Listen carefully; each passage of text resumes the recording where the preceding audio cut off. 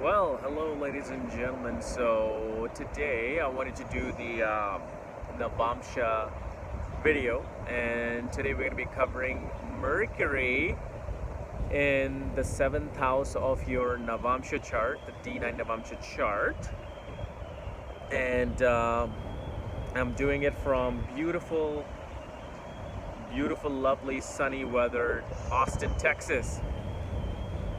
Man, you guys got amazing food, amazing people. Texas people are the friendliest people in the world, hands down, in my experience, at least what I've experienced so far. And always, as always, if you do not know, if you have Mercury in the seventh house of your Navamsa, what sign it's in, what all your other astrological details are. For that, check out the links in the description at astrologykrs.com, including my consultations and books, astrology conjunction aspects, and Mahadashas at the speed of light, including my new book, Nakshatra at the speed of light, which is going to be coming out probably by end of this year. So yeah, let's talk about Mercury. So Mercury is a very, again, it's not just, all bed of roses, because what happens is Mercury is a very changeable planet. Mercury is a type of planet that loves to adapt to things. So obviously the pro is that your spouse is able to adapt to any situations that they're put in. So, like for example, if in marriage one struggles financially, one deals with health issues, then your partner will be able to adjust to that. They will somehow be able to mentally be like, okay, now I've got to do this, now I've got to do this. But what also happens is that a partner may get into too many mind games, they'll get into too many details, they'll get into too many nitpick criticism about what is wrong with the marriage, what is wrong with the relationship. That's one of the big things. They try to negotiate things in marriage. They try to negotiate things, and this is not just the partner, this is you as well, because you got to understand, this is your Mercury. How is your Mercury? So both of you will try to negotiate. And I think the best way to deal with this particular Mercury is to have either a buddy relationship or a business-like relationship in a marriage. If you want the marriage to work, either you guys need to be best friends to begin with, or become best friends, or have a very, boundary-like partnership in marriage. Like, these are my boundaries and I will not go outside of it. These are your boundaries, I will not go outside of it. Okay? So that's the one thing. And the other thing you'll also see is that partner will deal with skin issues. Always some rash, something occurring, some skin issue onto the face occurring. And one thing we also see is that a spouse is indulged too much into the world. Like, they always are somehow talking to someone, they're wanting to meet someone, they're wanting to deal with some group of people. They're always kind of engaged into the world versus engaged into the marriage itself. And one of the things that can be annoying with Mercury in the seventh house of Navamsa is the spouse will talk too much.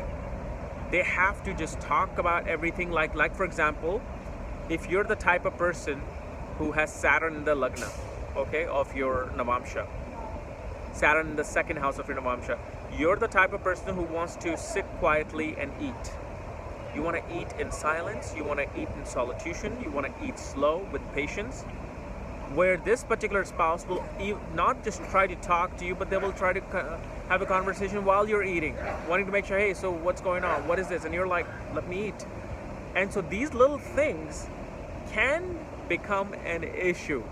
But see, Mercury is a very adaptable planet. And this is where it becomes really good, because if you talk to the partner that, hey, listen, when I eat dinner, sometimes I just want to eat in silence. It's nothing against you. I just love food so much that I just don't want to keep talking. And they may have some criticism towards that, but they will be able to adopt it. Where if some other planet you said, I'm not able to, talk, please just be quiet, and they'll take an offense to it.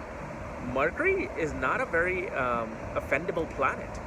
Mercury actually kind of like loves to determine and discern the situation.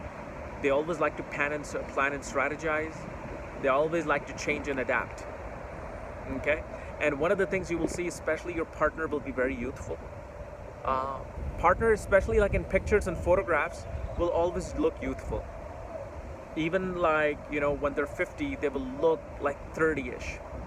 They have a very youthful face. Now, of course, I'm only talking this without knowing the planet of the, knowing the zodiac sign of the Navamsa. I don't know if Mercury is conjunct a certain planet. I don't know if Mercury has planet aspecting it in Navamsa. So, whatever I'm saying is going to be there, but it's going to be there either to more severe extent or very lighter extent. You see, like for example, if you get a Venus and Mercury in the 7th house, you'll get the most romantic, hopeless romantic spouse. You'll be like, oh my God, am I in a Hollywood movie? The way I'm feeling with this person. Versus if Saturn is there, there's going to be a lot of serious secrets and a lot of negotiations happening, within the marriage. So you have to take everything, by a thread and see, okay, what else is happening with this Mercury? What yoga Mercury is creating? What is happening around Mercury? What planets are around Mercury? That will also kind of change the taste of the Mercury. But at least in this particular situation, you get to see the foundational level of how Mercury is working. And one thing I will also say with this particular Mercury is there's two things that happens. Either they pay too much attention to themselves only in a marriage, or they'll pay too much attention to you in a marriage. One, it's never going to be this balance. They're always either paying too much attention to themselves or you. And this can annoy a person either way. Okay?